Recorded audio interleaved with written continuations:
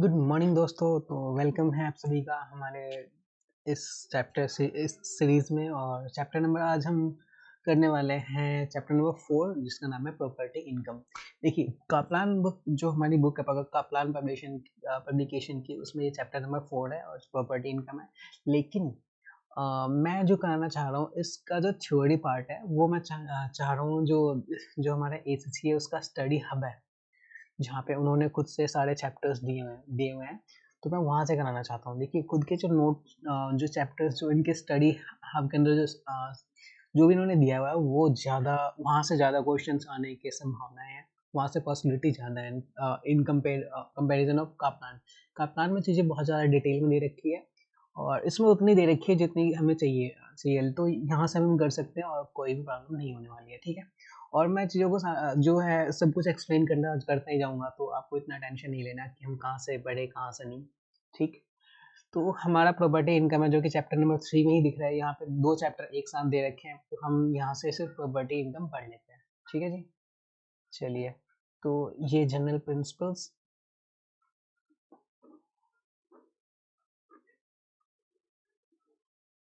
चलिए। और मैंने एक काम और करा है आप लोगों के लिए, जितना भी ये थ्योरी पार्ट है, वो मैंने उन सभी का एक नोट बना लिया है। और उस सभी जितने भी थ्योरी है उससे रिलेटेड जितने भी हमारे प्रैक्टिकल जो हमारे क्वेश्चंस होंगे, वो हम कापलान से भी कर लेंगे, और जो एसोसिएशन दे रखा है वो भी हम सारा कर लेंगे। मैं सीधा आपको नोट्स से ही पढ़ाने की कोशिश करता हूँ, जो कि आपके लिए भी ईजी रहेगा, ठीक है। तो ये मैंने नोट्स आपके लिए बनाए हुए हैं इस पूरे चैप्टर का। चलिए जी। ये इसके बाद मैं इस जो ये चैप्टर करा दूंगा, ये जो कराऊंगा, इसके बाद मैं आपके लिए एक समरी नोट भी आपके लिए प्रिपेयर करूंगा मैं, जिससे कि पूरे चैप्टर का जो फ्लो है वो बहुत इजी हो जाए आप लोगों को। और आप बस कुछ 10-15 मिनट में आप पूरे नोट को पढ़ के रिवाइज कर सकते हैं पूरा चैप्टर, ठीक है जी। तो स्टार्ट करते हैं नोट्स में। तो ये चैप्टर है हमारा प्रॉपर्टी इनकम। तो प्रॉपर्टी इनकम, देखिए, मैं आप लोगों को मैंने बताया था, जो हमारा जो अर्नड इनकम होता है, वो जो हमारा अर्नड इनकम होता है, वो सैलरी से हो सकता है, चाहे वो पेंशन से हो सकता है, चाहे वो प्रॉपर्टी से हो सकता है ना, या वो ट्रेडिंग प्रॉफिट हो सकता है। ट्रेडिंग प्रॉफिट का मतलब है जो हमारा जो सेल्फ एम्प्लॉयमेंट होता है उनसे। और इसके अलावा जो हमारे दो तरह की इनकम हो सकता है, एक तो अर्न हो सकता है और एक हो सकता है सेविंग इनकम।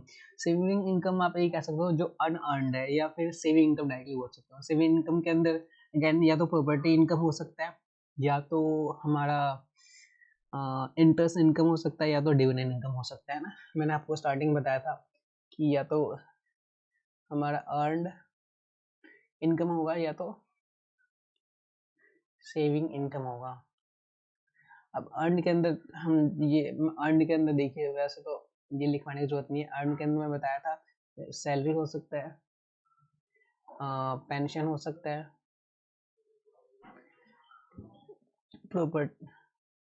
प्रॉपर्टी हो सकती है, या सेल्फ एम्प्लॉयमेंट से इनकम हो सकता है। और जो सेविंग है, सेविंग के अंदर जो है हमारा वो डिविडेंड इनकम होता है, इंटरेस्ट इनकम हो सकता है, या हमारा अगेन प्रॉपर्टी इनकम हो सकता है। तो यहाँ पे प्रॉपर्टी यहाँ भी आता है और प्रॉपर्टी यहाँ पे भी आ जाता है, यहाँ पे भी। तो देखिए, समझिए, जो प्रॉपर्टी जिसमें देखिए ऐसा कोई अगर प्रॉपर्टी है, आई एम सॉरी, और देखिए पहली बात तो इनकम प्रॉपर्टी से क्या होगा, इनकम होगा जो हमें रेंट आएगा। तो यहाँ से इनकम चाहे यहाँ पे प्रॉपर्टी हो या यहाँ पे प्रॉपर्टी हो, दोनों से हमें मिलेगा रेंटल इनकम, ठीक है। अब एक रेंटल इनकम ऐसा हो सकता है कि भाई हमारे घर पे जो हमारा घर पे प्रॉपर्टी है, वो हमारा पड़ा हुआ है, जो पैसिव एक पड़ा हुआ है और हमने रेंट पे चढ़ा दिया, तो वो एक रेंट वैसा आ रहा है, ठीक है। और एक है जिसमें आप प्रॉपरली मतलब आप प्रॉपर्टी का ही काम कर रहे हैं, जिससे आप प्रॉपर उसको फर्निश्ड करते हैं, और आपको उसको रेंट पे चढ़ाना होता है, और आपको बार बार मेहनत करना पड़ रहा है, आपको मैनेजमेंट देखना पड़ रहा है, आपको लोगों को हायर करना पड़ रहा है, आप एडवर्टीजमेंट कर रहे हैं मार्केट में, और फिर उससे जाके आपको जो है एक टेनेंट मिल रहा है, किराएदार, और फिर उसको आप वैसे प्रॉपर्टी दे रहे हैं, ठीक है। तो एक में प्रॉपर आपके लिए प्रॉपर्टी एक तरह से बिजनेस है, तो ये आपके लिए क्या है, उस बिजनेस से जो पैसे आएंगे वो आपके लिए अर्न इनकम होगा, क्योंकि आप अर्न कर रहे हैं। और दूसरा, आपके घर में कोई कमरा खाली है, आपने उसको रेंट पे दे दिया, आपको कोई मतलब नहीं है फर्निश्ड है या नहीं है, हो भी सकता है फर्निश्ड नहीं भी, आपको कोई भी अलग से बंदा एक आई एम सॉरी, तो आपको अलग से बंदे एडमिन में या एडमिनिस्ट्रेशन के लिए नहीं रखना पड़ेगा। क्लीनिंग स्टाफ आपको अलग से नहीं रखना पड़ेगा, जो आपका अपने घर का क्लीनिंग स्टाफ है वही यूज कर सकते हैं। और इवन आपको जरूरत भी नहीं है, वो खुद ही क्लीनिंग स्टाफ रख लेंगे। और जो भी मतलब आपको अलग से बहुत कुछ करने की जरूरत नहीं है, तो आपके लिए पैसिव प्रॉपर्टी इनकम हो जाता है। तो जो पैसिव होगा वो आपके सेविंग का सेविंग में चला जाएगा, और जो जिसमें आप प्रॉपर काम कर रहे हैं, जिसमें एक बिजनेस को आप कर रहे हैं, वो आपके अर्निंग हो जाएगा। तो इसके अंदर आ जाता है हमारा जैसे हॉलीडे फंड, फर्निश्ड हॉलीडे लेटिंग, FHL आ जाता है, FHL। और बाकी इसमें आ जाएंगे, जैसे अब देखिए, अब यहाँ पे मैं समझा दूँ कि इसमें भी जो प्रॉपर्टीज है ना, या तो हमारा होगा नॉर्मल रेजिडेंशियल फर्निश्ड, जो हमारा रेजिडेंशियल है, जो मतलब हमने किराए के लिए बना रखा है, मतलब हमारा कोई घर है जिसको हम किराए पे चढ़ा सकते हैं, ठीक है।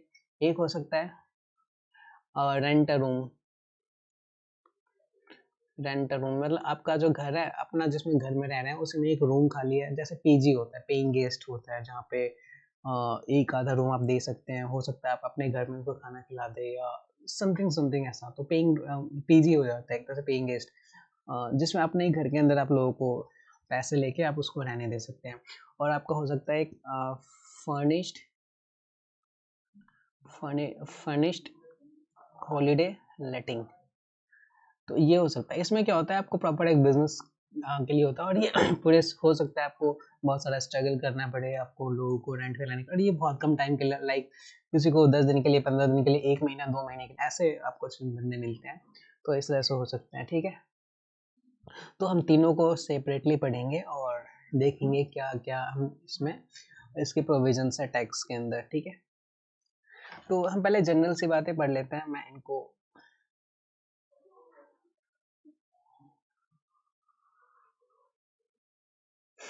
सॉरी, मैं इसके बाद डिलीट कर देता हूँ, फिर हम आगे देख लेंगे।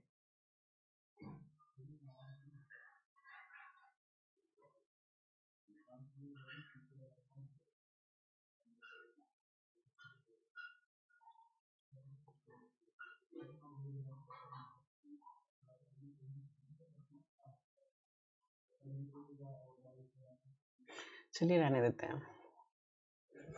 चलिए, तो जनरल प्रिंसिपल्स में हमारे पास है, फर्स्ट हम पढ़ने जा रहे हैं, individuals are subject to income tax on profit arising from letting of furnished unfurnished property for both commercial and residential, ठीक है। तो हम या तो कमर्शियल प्रॉपर्टी को हम लेट करेंगे, या तो हम रेजिडेंशियल, बताया ना मैंने, रेजिडेंशियल में हमारा जो हम घर में कुछ दे रहे प्रॉपर्टी किसी को रेंट के लिए, वो हमारा रेजिडेंशियल हो जाएगा। या कमर्शियल हो जाएगा, जैसे हम हॉलीडे, जैसे हम किसी को वेयर हाउस के लिए दे रहे हैं, या हम कोई शॉप के लिए दे रहे हैं, तो ये सारा रेजिडेंस कमर्शियल हो जाएगा। अब वो फर्निश्ड भी हो सकता है और अनफर्निश्ड, मतलब अनफर्निश्ड भी हो सकता है, ठीक है। तो और जिससे उससे जो भी लेटिंग, यानी एक जो आप रेंट बच रहा है उसको लेटिंग बोलते हैं, तो उससे जो भी आपका रेंट आएगा वो क्या होगा, सब्जेक्ट टू इनकम टैक्स होगा। Income assessed tax arising from all rental property less allowable. Income कौन से इनकम हम असेस करते हैं इनकम टैक्स के अंदर, वो सारे जो हमारे रेंटल प्रॉपर्टी से इनकम आ रहा है, वो सारे लेस अलाउएबल एक्सपेंसेस। तो कुछ एक्सपेंसेस हमें अलाउड होंगे जो कि हम डिडक्ट कर सकते हैं अपने रेंटल इनकम में से, बाकी सब पे टैक्स होगा। Income assessed using cash and accrual, तो इनकम या तो हम कैश बेसिस पे कर सकते हैं या तो अक्रूवल बेसिस पे हम कर सकते हैं एसेस, ठीक है जी। Cash basis means income and expense when they are received. Cash का मतलब ये होता है कि जब जब भी आपको जब आपका जो इनकम रिसीव हो जाए उस समय आपका इनकम वहीं उसी, फॉर एग्जांपल मान लीजिए आपका ये स्टार्ट होता है 1 April, no I am sorry 6 April 22 to 5 April 23, ये आपका करंट टैक्स ईयर है, ठीक है। तो मान लीजिए कोई इनकम है, मान लीजिए वो दिसंबर का इनकम है 2022। अब ये इनकम तो आपके इस टैक्स ईयर में नहीं है, लेकिन मान लीजिए इसका इनकम ना आपको कोई अप्रैल 30 को देता है, तो वो क्या करेंगे, क्योंकि कैश बेसिस पे वो कर रहे हैं, तो क्योंकि जब कैश रिसीव हुआ है वो आपके करंट टैक्स ईयर में रिसीव हुआ है, तो आप उस पूरे को करंट टैक्स ईयर में ही आप टैक्स करेंगे, ठीक है। अब मान लीजिए कोई आपका इस ईयर का टैक्स था वो जो कि आपको नहीं मिला, वो हो सकता है next tax current next tax year में मिलेगा, तो उसको आप इस ईयर में टैक्स नहीं करेंगे, नेक्स्ट ईयर में करेंगे। तो मतलब सिंपल सी बात है, कैश बेसिस के अंदर आपको जब जिस टैक्स ईयर में आपका इनकम रिसीव हुआ है या फिर आपने जो भी एक्सपेंसेस आपने पे किया है उसके अकॉर्डिंगली उसको कंसीडर करते हैं, ठीक है। और अक्रूवल में ऐसा नहीं है, अक्रूवल का मतलब ये है कि भाई इस ईयर का इनकम जो है, रेंटल इनकम या रेंटल एक्सपेंसेस, वो सारे इसी ईयर एसेस होंगे, ठीक है, चाहे वो रिसीव हुए हैं या नहीं। अब landlord can elect to use accrual basis and must be used if cash received for the for exceed 100,000 pound। तो भाई ये अब डिपेंड करता है लैंडलॉर्ड के ऊपर, वो कैश यूज करना चाहता है या एक्रूवल बेसिस करना चाहता है। ये उसके पास चॉइस है, अगर 1 लाख से कम इनकम हो लेकिन 1,50,000 से कम इनकम हो लेकिन 1,50,000 पाउंड से ज़्यादा इनकम हो रेंटल इनकम, तो उसको फिर एक्रूवल बेसिस ही यूज करना पड़ता है, ठीक है जी। तो इतना क्लियर है आई होप सभी को। अब यहाँ पे एक नोट है, unless the question has specified assume cash basis. तो जब तक हमारा एग्जाम है उसमें जब तक क्वेश्चन स्पेसिफाई ना करें लाइक कि क्या मेथड यूज करना है, तब तक हमेशा हम कैश बेसिस हम मान के चलेंगे, चाहे आपका एक रेंटल इनकम 2 लाख भी क्यों ना हो। अगर क्वेश्चन ना बोले आपको कि भाई आपको एक्रूवल बेसिस यूज करना है या आपको कैश बेसिस यूज नहीं करना है, तब तक आप हमेशा कैश बेसिस ही यूज करेंगे जब तक क्वेश्चन अलग से स्पेसिफाई ना करें। मेरा थोड़ा सा गला खराब है तो आई एम सॉरी फॉर दैट। चलिए कैश बेसिस में क्या होता है जल्दी, rental income received this much minus related expenses पे। तो आपने जितना आपने एक्सपेंसेस पे किए हैं, आप कौन कौन वो आप माइनस करेंगे और जो आएगा वो आएगा पता है आपका एसेसेबल इनकम। तो ये पूरा चैप्टर ही अब इस बात पर डिपेंड करता है, मतलब इस चीज़ को आइडेंटिफाई करेंगे कि भाई कौन कौन से एक्सपेंसेस हैं जो अलाउबल होंगे। तो ये पूरा चैप्टर ही आगे इसी चीज़ के ऊपर है, ठीक है। तो पहला ये टॉपिक स्टार्ट ही हो गया, अलाउबल एक्सपेंस कैश बेसिस। तो कैश बेसिस पे ऐसे कौन कौन से एक्सपेंसेस है जो कि हम अलाउ करते हैं अपने रेंटल इनकम में से माइनस कर सकते हैं, ठीक है। Allowable expenses are those of revenue nature incurred wholly or exclusively in relation to letting a property before, during or between leases।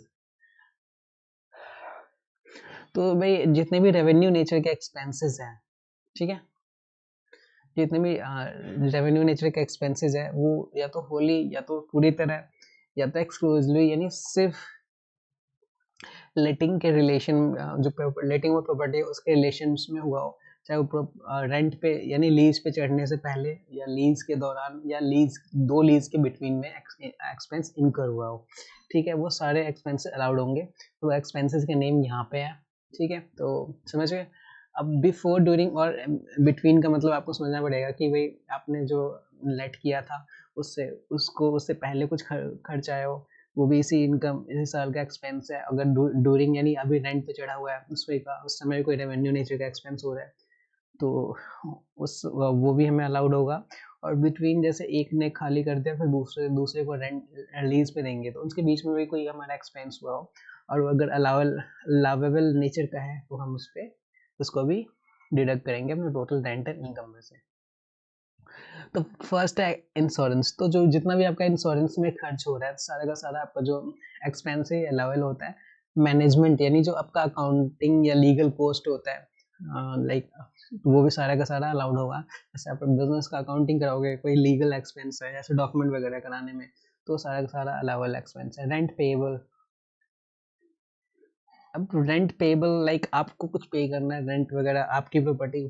Rent payable का मतलब समझ रहे हो ना कि भाई आपने किसी और से प्रॉपर्टी ले रखी है फिर आप उसको आगे रेंट पे कर रहे हो, मतलब लेट कर रहे हो। जैसे आपने 10,000 महीने पे कर रखा है आपने उसको 15,000 महीने पे कर आप उसने किसी और को अपने लीज पे दे दिया तो ये भी अगर रेंट जो आपका पेबल है वो अलाउबल एक्सपेंस है। तो और किसी रीजन से आपको रेंट देना है तो वो अलाउबल है। वाटर चार्जेस जो भी आपका वाटर एक्सपेंस आ रहा है उस प्रॉपर्टी पे वो अलाउबल एक्सपेंस है। काउंसिल टैक्स, तो कोई जो काउंसिल या कोई बिजनेस रेट्स ये टैक्स होते हैं वो भी अलाउबल एक्सपेंसेस है। बिजनेस रेट्स होते हैं कमर्शियल प्रॉपर्टी पे होती है और जो रेजिडेंशियल प्रॉपर्टी है उस पर काउंसिल टैक्स होगा यूके के अंदर। रिपेयर, अगर आपने कुछ रिपेयर कराया हो अपने प्रॉपर्टी में तो वो एक अलाउबल एक्सपेंस होगा। But Note if purchase price of property was discounted to allow repairs or property can't be sold without repairs.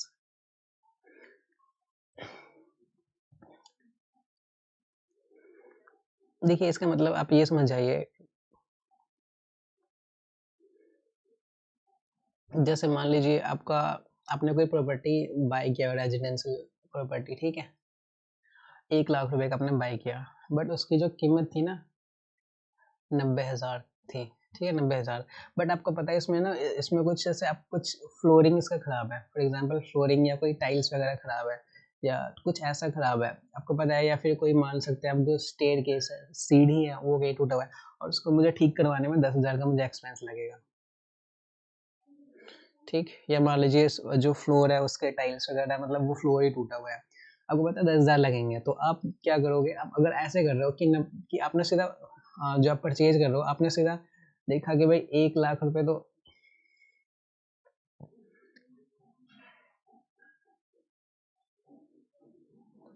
I am sorry,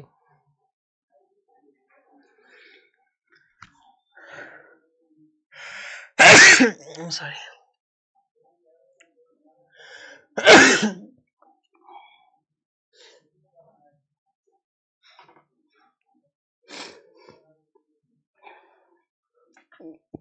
तो यहाँ पर देखोगे प्राइस में ही जो ये 10,000 है वो इंक्लूड है, तो इस केस में रिपेयर्स ओनली अलाउड होंगे, लेकिन अगर ऐसा है तो हम अलाउड नहीं करेंगे, ठीक है। लोन इंटरेस्ट जो आपका जो भी आपने फॉर एग्जांपल आपने परचेज प्रॉपर्टी को जो आपने परचेज करने के लिए अपने बैंक से लोन लिया और उस पर जो आप इंटरेस्ट पे करते हैं वो अलाउड नहीं होगा, ठीक है। लेकिन इसमें कुछ और तरीके की चीज़ें अलाउड होती हैं, वो हम नीचे डिस्कस करेंगे। यानी आप एक लोन इंटरेस्ट एक तरह से हम उसको बोलेंगे फाइनेंशियल कॉस्ट।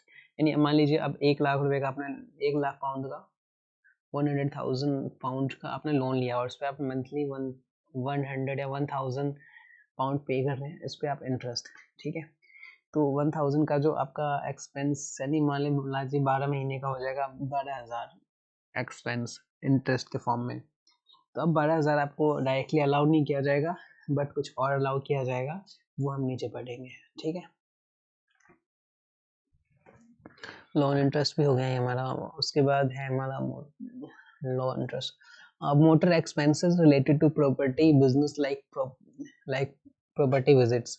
तो कोई मोटर एक्सपेंसेस हो रहे हैं तो उस पर भी जैसे हो सकता है ना, लीज पे हमें जिसको हम देने हैं उसको हम, फॉर एग्जांपल आपके शहर में आप उसे एयरपोर्ट से अपने प्रॉपर्टी तक लेके आते हैं, तो या अपने प्रॉपर्टी को विजिट कराते हैं मेरा, तो ये सारा जो एक्सपेंसेस है, मोटर एक्सपेंसेस, मुझे अपने प्रॉपर्टी विजिट करना है किसी अपने बिजनेस प्रॉपर्टी बिजनेस से रिलेटेड, मतलब वो एक्सपेंस है, तो वो सारा का सारा अलाउड होगा, ठीक है। तो मोटर एक्सपेंस नहीं, जो कार वगैरह यूज हम कर रहे हैं, पेट्रोल वगैरह, तो उसका भी हम देखेंगे कैसे कैसे है, इसका भी तरीका होगा, हम सारा पढ़ने वाले हैं। If landlord self occupies property even for part of the year, any expense related to private use are not allowable expense। तो मतलब अगर खुद प्रॉपर्टी मान लीजिए वो लैंडलॉर्ड ने खुद से ही सेल्फ ऑक्यूपाई कर रखा है, तो उस समय जो एक्सपेंस हुआ है वो हम प्रोपोर्शनली हम उसको अलाउड नहीं करेंगे। फॉर एग्जांपल साल भर का मान लीजिए वाटर का आपका बिल है, मान लेते हैं 12,000 अमाउंट, बट 10 महीने ही सिर्फ वो लीज पर है, बाकी 2 महीने ऑनर ने खुद से उसको यूज किया है, तो हम जो 12,000 में से 2 महीने का मान लीजिए प्रोपोर्शनली 2,000 पाउंड, तो उस हम सिर्फ 10,000 अलाउड करेंगे, 2,000 को रिमूव हटा के, ठीक है। तो ऐसा ऐसा है कुछ फाइनेंस कॉस्ट रिस्ट्रिक्शन। तो देखिए जी, अब मैंने अभी यहाँ पे बताया था कि जो लोन इंटरेस्ट, जो लोन पे जो हम इंटरेस्ट पे करेंगे, अब लोन ये कौन से होंगे जो अपनी प्रॉपर्टी को लेने के लिए लोन लिया होगा, वो हमारे सब्जेक्ट टू रिस्ट्रिक्शन है, वी विल डिस्कस बिलो। तो हम पूरा पूरा मतलब जो हमारा लोन होगा उस पर हम अलाउ नहीं करेंगे, कुछ रिस्ट्रिक्शंस है, वो रिस्ट्रिक्शन यहाँ हम पढ़ेंगे। तो जो हमने सबसे पहले residential letting not furnished holiday letting, तो फर्निश्ड हॉलीडे नहीं है ये। फाइनेंस कॉस्ट इज डिसअलाउड 100%, उस पर क्या है 100% ब्लॉक है। तो आप कोई आप रेजिडेंशियल आप यूज कर दे रहे हो किसी को और वो फर्निश्ड नहीं है, तो उस पर 100% जो है वो डिसअलाउ, यानी कुछ भी हम अलाउ नहीं करेंगे फाइनेंस एक्सपेंस, मतलब फाइनेंस कॉस्ट के नाम पे, ठीक है। यानी जो लोन इंटरेस्ट वगैरह है। In place of finance cost landlords are allowed finance cost tax reducer tax credit 20% of block finance. तो जितना मतलब जितना 100% जो हमने ब्लॉक कर रखा है उस अमाउंट का 20% हम टैक्स रिड्यूसर देंगे, उसको एक तरह से टैक्स क्रेडिट देंगे, ठीक है, of blocked financial cost which में set off against total tax payable on rental income. तो मान लीजिए फॉर एग्जांपल वही वाला लेते हैं, साल भर का मुझे 12,000 रुपये का मेरा इंटरेस्ट मैं पे करता हूँ अपने प्रॉपर्टी पर जो मैंने लोन ले रखे हैं, ठीक है, तो इसका हम 20% यानी 20% हो जाएगा कितना, 2400 इतना हो जाएगा, ठीक है जी। तो इसको हम क्या कर सकते हैं, इतना हम रिड्यूस कर सकते हैं, लेकिन जो टोटल जो हमारा टैक्स रेंट जो हमारा जो भी टोटल टैक्स पेबल आएगा उस पे उसमें से रिमूव कर सकते हैं। लाइक हम ये 2400 आ गया, ठीक है, अब हम क्या करेंगे, जो हमारा टोटल इनकम टैक्स लाइबिलिटी है हम वो कैलकुलेट करेंगे। इनकम टैक्स लाइबिलिटी मान लीजिए हमारा आ गया 10,000, उसमें हम 2400 का यहाँ पे ले सकते हैं और लिखेंगे हम लाइक टैक्स रिड्यूसर और फाइनेंस कॉस्ट जो भी आपका यहाँ पे है वो हम लिख के हम 2400 रिड्यूस कर सकते हैं हमारे, यानी टोटल हमारा जो इनकम टैक्स की लाइबिलिटी है उसमें से हम 2400 रिमूव कर देंगे, फाइनल जो हमारा लाइबिलिटी आएगा उसमें से, ठीक है। तो ऐसे हम अलाउड करेंगे, पूरा का पूरा फाइनेंस कॉस्ट हम अलाउड नहीं करेंगे। अभी the restriction is applied on acquire residential property, आपने जो यानी परचेज करने के लिए आपने जो रेजिडेंशियल प्रॉपर्टी चाहे उसके लिए लोन लिया है, या एनी इम्प्रूवमेंट और रिपेयर या कोई रिपेयर या इम्प्रूवमेंट कराने के लिए आपने मान लीजिए लोन लिया है, तो उन सभी पे हम ये चीज़ें अलाउ करेंगे। फाइनेंस कॉस्ट 20% ये ऐसा होगा, ठीक है। Any interest payable on such loans, जैसे अभी फाइनेंस कॉस्ट में क्या क्या इंक्लूड होगा, जैसे कोई इंटरेस्ट पेएबल हो, इंटरेस्ट देना हो, या फी या commission payable on obtaining such loans are included, यानी आपने यानी जो लोन है उसको आपने एक्वायर लेने के लिए कोई आपने फी पे किया हो या फिर कोई आपने कमीशन दिया हो, है ना। अब लोन लेते समय बहुत सारा डॉक्यूमेंटेशन काम होता है, बहुत सारा प्रोसेसिंग फी होती है, या कोई कमीशन कोई एजेंट है जिसके थ्रू हम लोन ले रहे हैं तो उस एजेंट का भी अपना कमीशन होता है, तो सारे का सारा हम फाइनेंस कॉस्ट में इंक्लूड कर लेंगे, ठीक है। तो सभी का 20% हम लेंगे टोटल, मतलब टोटल कॉस्ट का। Restriction is only for residential property, ये जो 20% का जो रेस्ट्रिक्शन है, मतलब जो 100% हम ब्लॉक कर रहे हैं और उसमें 100% का 20% हम अलाउ कर रहे हैं, ये सिर्फ रेजिडेंशियल प्रॉपर्टी के लिए है ओनली, ठीक है, नॉट फॉर कमर्शियल प्रॉपर्टी या फिर फर्निश्ड हॉलीडे लाइटिंग। कहते हैं फर्निश्ड हॉलीडे लाइटिंग है उस पर भी हम ये रेस्ट्रिक्शन नहीं होगा, ना तो कोई कमर्शियल प्रॉपर्टी यानी समझो ना वेयर हाउस या वेयर हाउस कोई शॉप वगैरह जहाँ से बिजनेस जहाँ पे बिजनेस एक्टिविटीज होती है, तो उन प्रॉपर्टीज पे ऐसा कुछ भी नहीं है, उस पर कोई रेस्ट्रिक्शन नहीं है। This restriction will overall increase the taxpayers income which led to following। अब देखिए, अब इस रेस्ट्रिक्शन से होता क्या, जनरली जो टैक्स पेयर है उसकी एक तो लाइबिलिटी कम जो सॉरी उसकी जो टैक्स पेयर है उसकी जो इनकम बढ़ जाएगी, ठीक है। अब मान लीजिए अब यहाँ पे आपको अपने 12,000 रुपये आपने एक्सपेंस किया है लोन के इंटरेस्ट में, लेकिन आपको कितना मिल रहा है 2400 आपने आपको रिलीफ मिला, तो ये क्या हुआ, एक तरह से आपका इनकम बढ़ जाएगा 12,000 से, ठीक है। अब उससे क्या होगा, मान लीजिए आपका इनकम है वो 30,000, मान लीजिए 30,000 आ रहा था, तो आप बेसिक आप ठीक है, लेकिन ये मान लीजिए अगर ये 12,000 से क्या हुआ आपका इनकम हो गया 42,000, तो पहले आप बेसिक में फॉल कर रहे थे 20% देना पड़ रहा था, अभी आप किस में फॉल करेंगे, आप हाई रेट बैंड में फॉल करेंगे, तो सॉरी ये यहाँ पे आपका टैक्स रेट है 40%, तो आपका एक हाई रेट बैंड में आपको टैक्स लग जाएगा। तो इसके जो इससे हो क्या रहा है, ठीक है, इस रिस्ट्रिक्शन से हो रहा क्या रहा है, हाई रेट बैंड हम पे अप्लाई हो रहा है, loss of personal allowance and personal saving allowance. कई बार क्या होता है हम पर्सनल अलाउंस भी हम उससे लॉस कर सकते हैं, है ना। बस 1 लाख से ज़्यादा इनकम अगर हो गया बाई चांस हमारे प्रॉपर्टी इनकम की वजह से, तो हमारा उसका भी अलाउंस हो सकता है पर्सनल अलाउंस का। और आपको पता है जो चाइल्ड बेनिफिट होता है उस पर भी हमारा कुछ लॉस होता है ना, आपको पता है ना 50,000 के बाद का हम चाइल्ड के इनकम पे कुछ कुछ होता है, तो मान लीजिए 50,000 के बाद हमारा वो रिड्यूस होने लग जाता है चाइल्ड बेनिफिट, तो ऐसा भी हो सकता है, तो ये सभी का लॉस हो सकता है। और लेकिन जो ये रेस्ट्रिक्शन है उससे ये 3 चीज़ों का हमें लॉस हो सकता है, 3 तरह के नुकसान हो सकते हैं। In order to remove these additional tax costs, landlord may consider, तो ये 30 एडिशनल टैक्स कॉस्ट है, जो ये नुकसान है, इनको हम रिमूव करने के लिए, इनको मिटिगेट या रिड्यूस करने के लिए हम 3 काम कर सकते हैं। Letting the property as furnished holiday letting, यानी हम अपने प्रॉपर्टी को FHL फर्निश्ड हॉलीडे लेटिंग में कर सकते हैं। आपको बताया था ना मैंने, फर्निश्ड जो हॉलीडे लेटिंग है, इस पे क्या होता है, हमें पूरा का पूरा अलाउड होता है, इसमें कोई रेस्ट्रिक्शन नहीं होता। या तो हम उसको रेजिडेंशियल से कमर्शियल प्रॉपर्टी लेटिंग कर देंगे, उस पर मैंने बताया था कमर्शियल पे कुछ भी मतलब कोई दिक्कत नहीं होती, कोई रेस्ट्रिक्शन नहीं होता। या इनकॉर्पोरेटिंग द प्रॉपर्टी बिजनेस, यानी हम अपना जो बिजनेस है उसको हम इनकॉर्पोरेट बना लेंगे, हम उसको एक कंपनी बना लेंगे। एक नॉर्मल बिजनेस से हम क्या करेंगे, हम एक सोल प्रोप्राइटर से क्या कर सकते हैं, कॉर्पोरेट में उसको हम चेंज कर सकते हैं। तो ये चीज़ें मतलब गवर्नमेंट इनडायरेक्टली ये चीज़ें प्रमोट करना चाहती है, चाह रही है कि भाई आप FHL कर लो, या फिर आप उसको कमर्शियल लेटिंग कर लो, या अपना जो बिजनेस है प्रॉपर्टी का उसको आप कंपनी बना लो प्रॉपरली। ठीक है, तो ये अभी तक इतना था। इसका कुछ प्रैक्टिकल क्वेश्चन मैं देख लेता हूँ, अगर होगा तो मैं करा दूंगा, वैसे मुझे नहीं लग रहा कि कोई बहुत ज़्यादा इम्पोर्टेंट क्वेश्चन बनेंगे तो अभी तक जितने हमने पढ़ा उस टॉपिक से।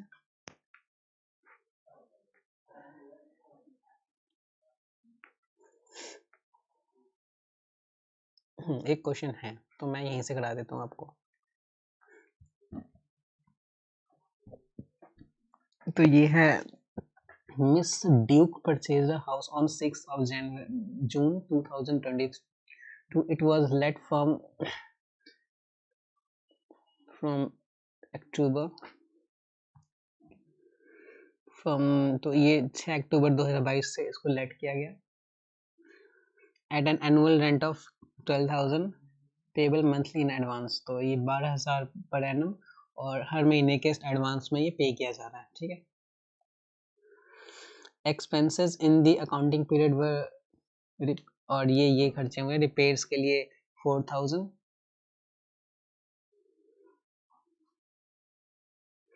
इनकर्ड इन अगस्त 2022। ठीक है, तो अगस्त में ये इनकर्ड हुए expenses. 2200 in this amount related to repair of a roof damaged by a storm in May 22। इसमें से जो 2200 ऐसे हैं जो कि स्टॉर्म की वजह से डैमेज हुए, और ये मई 2022 के हैं। ठीक है,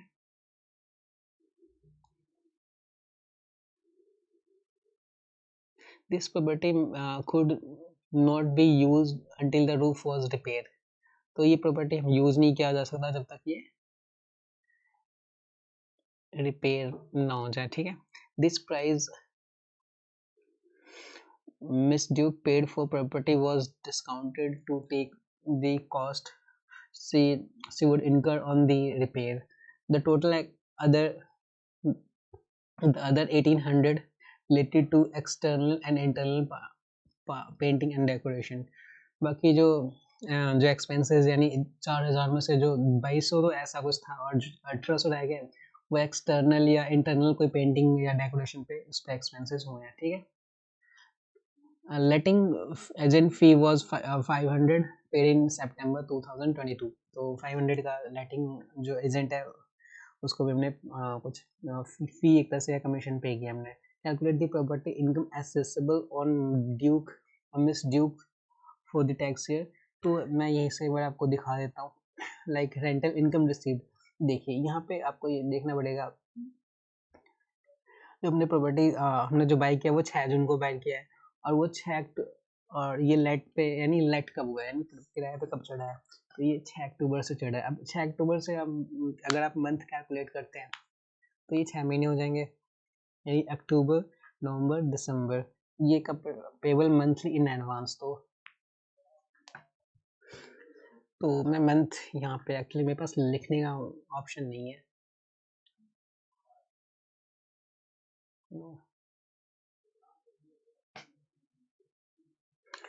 तो आपको मिलेगा, देखिए 6 अक्टूबर, आप तो अक्टूबर का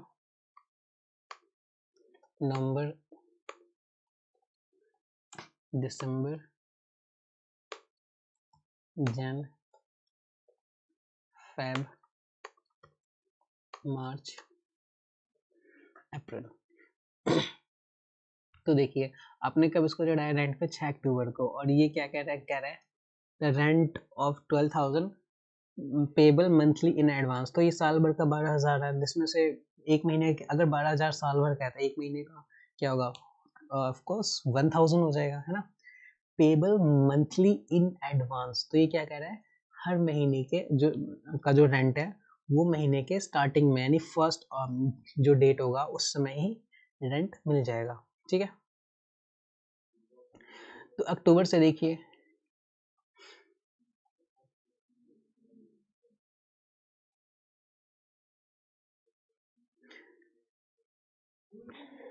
तो 6 अक्टूबर से अपने रेंट पे चढ़ा है, तो आपका जो रेंट आएगा नवंबर, दिसंबर, जन, फेब, मार्च एंड अप्रैल, 6 महीने का आपका जो रेंट है वो आपको मिल जाएगा, रिसीव हो जाएगा, ठीक है। क्योंकि आपने 6 अक्टूबर से किया है, आप 1 अक्टूबर को आपका वैसे रेंट होगा, पर आप क्योंकि आपने आपने 6 से किया तो 6 महीने का रेंट हो गया, ठीक है।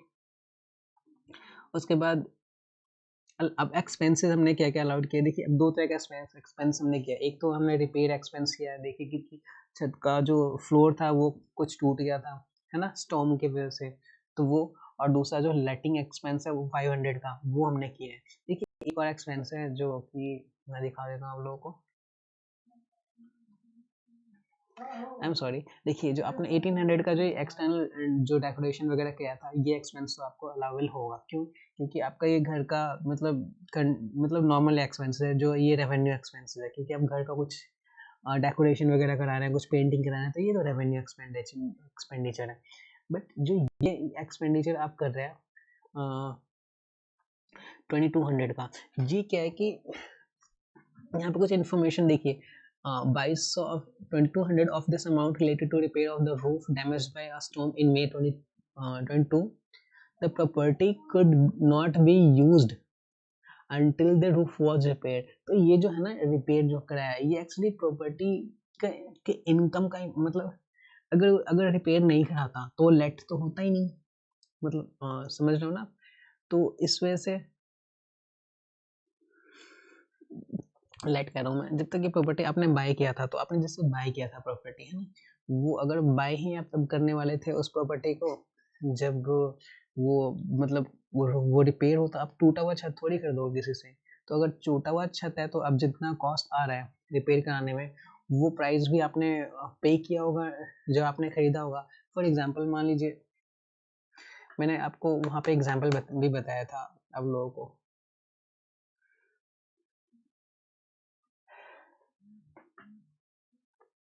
भाई मान लीजिए आपने किसी प्रॉपर्टी खरीदी, वो 1 लाख की है, ठीक है। अब आपको पता है उसमें छत उसकी टूटी हुई है, तो अब टूटी हुई छत वाला को आप घर प्रॉपर्टी लोगे नहीं। तो ये 10,000 आपने एक तरह से क्या, तो आपने प्रॉपर्टी क्या कर लिया, आपने प्रॉपर्टी आप उससे खरीद लिया आपने 1 लाख रुपए का, लेकिन प्रॉपर्टी की जो रियल कॉस्ट है ये वो कितनी होनी चाहिए, 90,000 ही होनी चाहिए ना, क्योंकि 10,000 तो आपने जो पे किया है वो किस लिए पे किया है। या आप ये कर सकते हो, आप या तो प्रॉपर्टी मान लीजिए 1 लाख कीमत है उस प्रॉपर्टी की, ठीक है, लेकिन आपने पे की क्या किया है, आपने सिर्फ उसको 90,000 किया है, क्योंकि 10,000 मान लीजिए आप उसके रिपेयर में आपको खर्च होना था, आपने 10,000 आपको पे किए नहीं, क्योंकि मतलब समझ रहे हो ना, 10,000 तो एक तो सिर्फ 10,000 क्या है भाई, ये तो आपके मकान का ही कॉस्ट हो जाएगा ना। और जो मकान का जो हमने परचेजिंग करने का कॉस्ट है वो तो हम अलाउ करते नहीं एक्सपेंस में, है ना, वो रेवेन्यू एक्सपेंस होता नहीं। फिर से समझिए, मान लीजिए आप अपने प्रॉपर्टी खरीदी, आपने 90,000 दिए उसको, ठीक है, लेकिन प्रॉपर्टी जो आपने बताया उसको कि भाई जैसे आप खरीदो कि भाई आपका छत तो टूटा हुआ है, मैं छत का करूँगा क्या, तो उसने कहा भाई ठीक है, जैसा ऐसा है कि जो 10,000 आपका एक्सपेंस आएगा, तो एक काम कर लेना, 1 लाख रुपए का प्रॉपर्टी है, आप मुझे 90,000 दे दो, और बाकी तो ये जो 10,000 है वो एक तरह से प्रॉपर्टी का ही कॉस्ट होगा, है ना।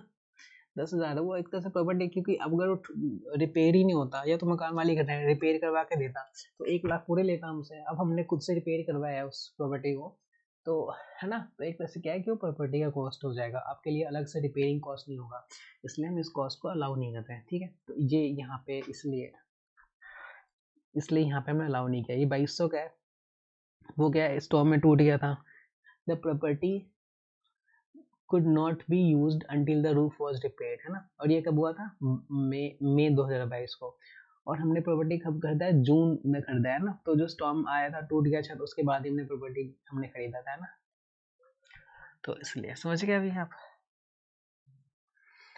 और हमने इसको 6 अक्टूबर से लेट किया, और मंथली एडवांस में हमें रेंट भी मिल रहा है हर महीना, तो हमें 6 महीने का इजीली रेंट हमें मिल जाएगा, क्योंकि अपने 6 को तो अक्टूबर को किया ही है, तो अब मंथली एडवांस का मतलब यही है ना कि 1st ऑफ एवरी मंथ आपको रेंट मिल जाएगा। तो आपका स्टार्ट होगा नवंबर, दिसंबर, जैन, फेब, मार्च और अप्रैल। अप्रैल 1 को आपको रेंट मिल जाएगा, है ना, तो ऐसे। आई होप ये समझ में आ गया हो क्वेश्चन आपको।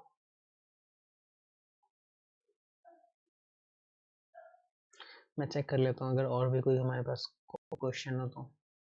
एक ये क्वेश्चन और है, चलिए ये भी कर लेते हैं। फाइनेंस कॉस्ट रेस्ट्रिक्शन क्वेश्चन है, Joseph has purchased some buy to let residential property which provided an annual rental income of 20,000। तो कुछ हमने प्रॉपर्टी बाय करी है, मतलब जोसेफ ने प्रॉपर्टी बाय किया है, और उसको एनुअल रेंटल आएगा उसका 12,000 का आएगा, सॉरी 20,000 का आएगा, with associate finance cost of 12,000 and other allowable cost were 4,000। तो जो फाइनेंस कॉस्ट आया हमें उस प्रॉपर्टी को बाय करने का, वो 12,000 का है उस प्रॉपर्टी में, और जो अलाउेबल एक्सपेंस कुछ कॉस्ट है, मतलब अलाउेबल क्या रहता है हम मान लेंगे ना, अलाउेबल है, ठीक है। इसमें तो हमें नहीं देखना कि पर्टिकुलर कॉस्ट में अलाउेबल में कौन सा है, क्योंकि उसमें बता रहा है सीधा कि भाई अलाउेबल है, हमें तो वही चाहिए, तो 4,000 दिया है इसमें। Joseph also has trading income this much. Joseph tax liability for the year, उसका टैक्स लायबिलिटी निकालना है, बहुत ही सिंपल। देखिए आपका ट्रेडिंग इनकम कितना हो जाएगा, 40,000 आपका दिया हुआ है आपका पहले से, है ना। उसका प्रॉपर्टी इनकम में अपना रेंटल इनकम कितना हो जाएगा, 20,000। अब देख लीजिए कब से कब इसने कब लेट किया है नहीं पता, लेकिन नहीं पता ना, तो हम मान लेते हैं कि पूरे साल के लिए लेट किया होगा ना, क्योंकि डेट कोई दे नहीं रखी कब से कब तक है, तो हम मान लेते हैं पूरे साल का, तो 20,000 पूरे साल का रेंट है हमारा। उसके बाद अलाउबल इंटरेस्ट हमारा जो फाइनेंस कॉस्ट है वो 0 हो जाएगा, क्योंकि हमने पढ़ा था कि जो फाइनेंस कॉस्ट है वो वो अलाउबल नहीं होता। अदर एक्सपेंसेस में 4,000 वो खुद ही कह रहा है भाई अलाउबल है, तो हमने यहाँ पे क्या किया, हमने इसको रिड्यूस कर दिया। उसके बाद जो हमारा ये 40,000 तो हमारा ट्रेडिंग इनकम, फिर प्रॉपर्टी इनकम आ गया हमारा 16,000। अब इसमें क्या करेंगे, हम इसमें से पर्सनल लोन फाइनेंस करेंगे, तो दिस में टैक्सेबल इनकम में हम क्या करेंगे, टैक्स लगाएंगे 20% और फिर 40% लगाया, ये हमारे आगे कॉस्ट टैक्स लायबिलिटी आ गई, ठीक है। टैक्स लायबिलिटी में से जो हमारा 12,000 का फाइनेंस कॉस्ट था उसका 20% हम क्या करेंगे, बताया था ना, टैक्स रिड्यूस, जो फाइनेंस कॉस्ट होता है रेजिडेंशियल प्रॉपर्टी में हम पूरे को अलाउ नहीं करते, लेकिन टैक्स रिड्यूस करते हैं, टैक्स क्रेडिट देते हैं 20% का, तो ये 20% एट दी एंड यहाँ पे आकर रिड्यूस हो जाएगा। ठीक है जी, आई होप इजी था ये।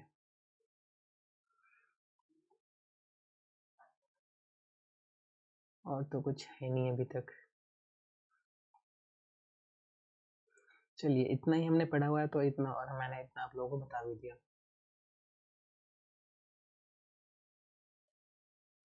कैपिटल एक्सपेंडिचर एंड ऑल, तो ये मैं इस क्लास में मैं इतना ही रख रहा हूँ, आप लोगों को नेक्स्ट क्लास में बाकी मैं एक्सप्लेन कर दूंगा, ठीक है। तो चलिए जी, और बाकी कोई क्वेश्चन हो आपका तो मुझसे पूछ लीजिए, कमेंट में आप लिख सकते हैं, और भी कुछ मतलब अपने क्वेश्चन वैश्चन पूछना हो तो आप जो भी, ठीक है। बाकी वीडियो को लाइक कर दीजिएगा, और कैसा लगा वीडियो को प्लीज़ कमेंट में बताइएगा, और बाकी नेक्स्ट पार्ट के लिए वेट कीजिए। Have a nice day.